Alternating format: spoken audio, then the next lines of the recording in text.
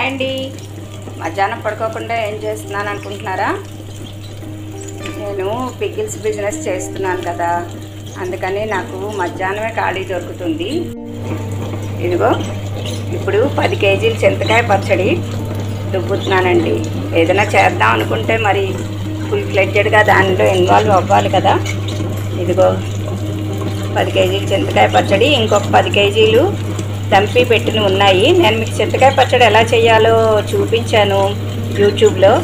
ఆ వీడియో ఒకసారి చూడండి ఒకవేళ డౌట్ ఉంటే. ముందు రోట్లో దంపేసుకొని ఆ తర్వాత దాన్ని ఒక వారం రోజులు వదిలేస్తే ఉప్పేసి చక్కగా చివుకుపోతుంది అనమాట, అంటే మెత్తగా అయిపోతుంది. అప్పుడు దానిలో గింజలు ఉట్టులు అన్నీ ఏరేసుకొని ఇలా గ్రైండర్లో ఎంత మెత్తగా వీలైతే అంత మెత్తగా రుబ్బుకోవాలి.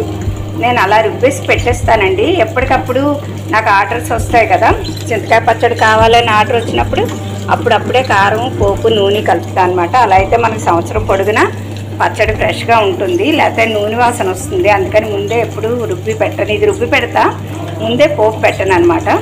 ఎవరికైనా కావాలనుకుంటే నా నెంబర్ కాంటాక్ట్ చేయండి, నేను పంపిస్తాను. విద్మా ఫుడ్స్లో కామెంట్ చేసినా, మీ అడ్రస్ పెట్టినా, మీ ఫోన్ నెంబర్ పెట్టినా నేను రియాక్ట్ అయ్యి మీకు ఫోన్ చేస్తాను.